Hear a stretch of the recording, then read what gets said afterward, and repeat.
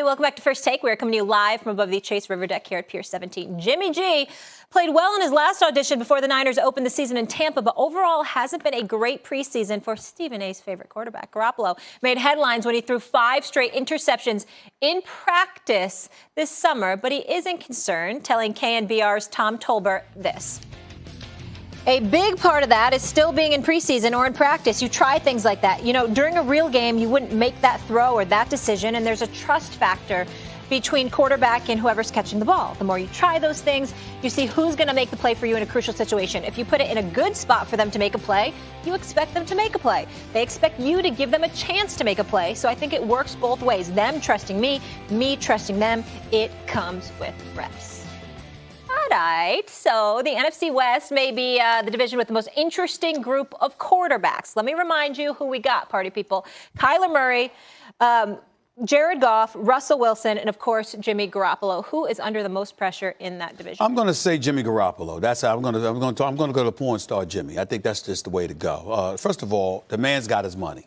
$137 million, $72 million guaranteed after a 7-0 start in his professional career as a starter, as a starting quarterback. Obviously, 2 with New England, the other 5 with San Francisco, who were in desperate need of a quarterback. And Bill Belichick gave Jimmy Garoppolo away to Kyle Shanahan and those boys for a box of cookies, basically. And so now he's in San Francisco. And even though it was his first year, only 2.5 games, got injured in game 3, his durability is a question mark. And we can sit up there and act like there's no pressure, but there is pressure. If there's pressure on Carson Wentz, there should be pressure on Jimmy G, because we saw Carson Wentz perform. We saw him go 11-2 as a starter a couple of years ago and be arguably a leading candidate for league MVP honors before he went down.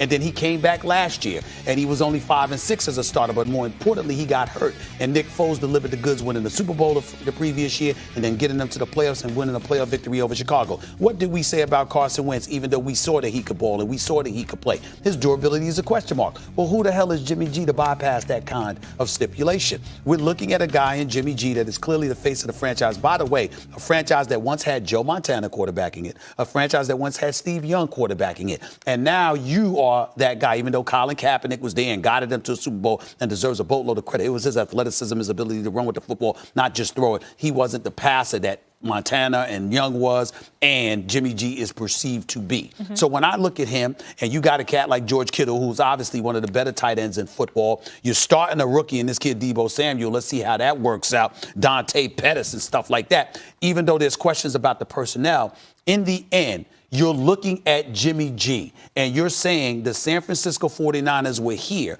when he arrived at that 5-0 start, Max, and people are expecting. If the 5-0 start had never arrived, that would be different. But because they won those 5 games, and that got him his money, they're going to be like, okay, where's the production now? If there's pressure on Carson Wentz, there's pressure on who? Jimmy G. Jared Goff. Okay. There are some quarterbacks who are linked. Whether they got taken number 1 in consecutive years or were rivals in college or were asked who was the best in college, who would be the best pro, or whether they were taken in the same year 1 and 2.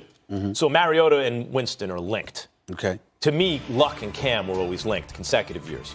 Jared Goff and Carson Wentz are linked 1 and 2. If there's pressure on Carson Wentz, there's certainly pressure on Jared Goff. Let's look at the division. Quarterback by quarterback. Kyler Murray is playing for the worst team in football. That's why he was the number 1 overall draft pick. He's not expected to win a lot. He's expected just to show he can be an NFL quarterback as a rookie. I believe he'll do that. There's some pressure there, no doubt. Russell Wilson is excellent year in and year out as a future Hall of Famer. He's in his prime. His team is coming around again, and he got paid. You know what? Jimmy G got paid. He did. Is there pressure with that? Sure, but he made his money. Jared Goff, on the other hand, Carson Wentz got his contract. Where's Jared Goff's contract? Jared Goff, on the other hand, is on a team with Super Bowl aspirations.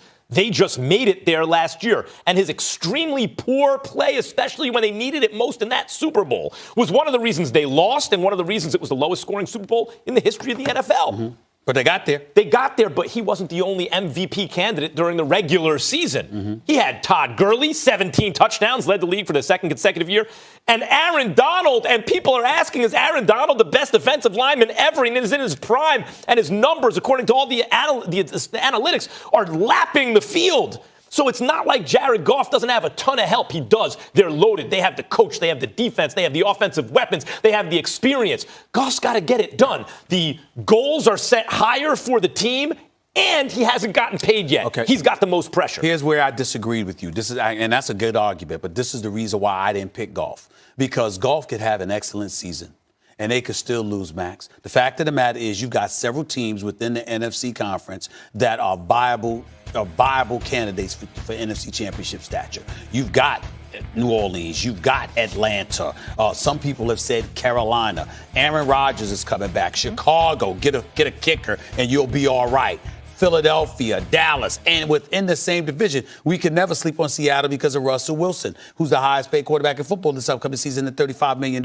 So I look at it from the standpoint that even though Jared Goff has to play, you can conceivably conjure up reasons as to why the Rams would fall, even if he excels. In the case of Jared Goff, we're not even expecting you to win as a football team, but what we're also not expecting. Oh, Jimmy G. I apologize, Jimmy Garoppolo. What we're not expecting from him, listen, you could lose or you could win, but the one thing you can't do is stink. See, with Jared Goff, the expectation is to win. That's true, but you got competition. In the case of San Francisco, we're literally saying we don't really expect much from this team, but we expect something from you, Jimmy G. Got to stay on the field, got to be good. You got to stay on the field, you got to be good. There's pressure at the position, there's pressure on all these quarterbacks. There's pressure on all the quarterbacks in the NFC West, especially, I think. You could pick a couple other divisions like that. Here's the difference with Jared Goff. We know he's excellent during the regular season. In the moment of truth, how is he going to perform? I could give you quarterbacks who never got as far as Jared Goff already has gotten, right? Regular season play or taking a team to the Super Bowl or contributed to a Super Bowl appearance. But all of them at critical moments in their careers, it could have gone one way or another, and they fell out of the elite, right? Or consideration. Matthew Stafford, Andy Dalton, Kirk Cousins.